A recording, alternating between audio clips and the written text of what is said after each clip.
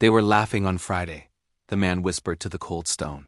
How can children who laughed on Friday be gone by Sunday? Julian Moore knelt in the cemetery, morning mist clinging to his black coat. The polished marble in front of him carried two names, his twin sons. Beside him, his wife Elena pressed her forehead against the grave, her quiet sobs breaking the still air. 3 months earlier, Owen and Caleb, just 5 years old, had been declared dead. The explanation had been simple. Too simple. Natural causes, the doctors said. Julian had built a life where doors opened when he knocked. Hospitals returned his calls. Lawyers moved quickly. But standing there, his success meant nothing. Children don't just disappear. As that thought settled, a small voice interrupted the silence. Mr.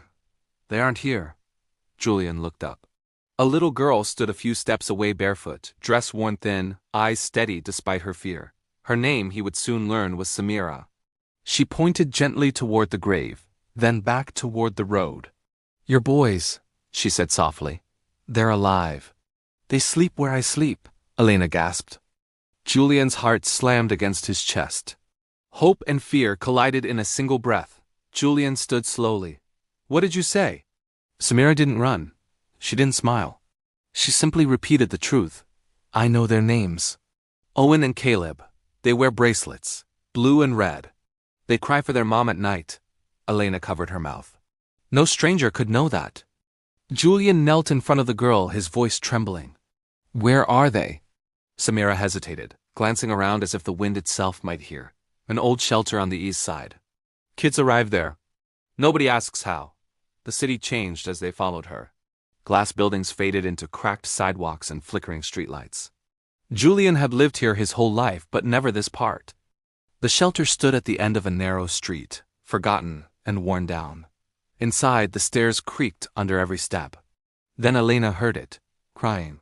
That's them, she whispered. Samira opened a small door.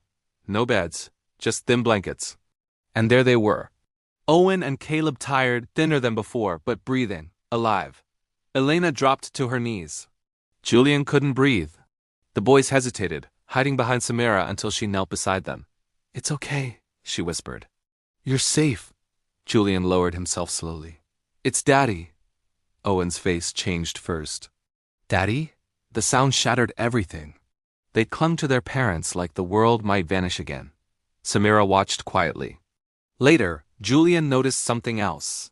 The boys wouldn't let go of her. She protected us, Caleb whispered. That night, the children slept safely, but questions refused to rest. Paperwork didn't match, signatures repeated, a doctor no one could trace. Someone had erased 2 children and expected the world to accept it. When the truth finally surfaced, it wasn't loud. It was undeniable. The false records collapsed. The lies unraveled. And the people responsible lost the power they thought money could protect. Months later, laughter returned, hesitant at first, then real.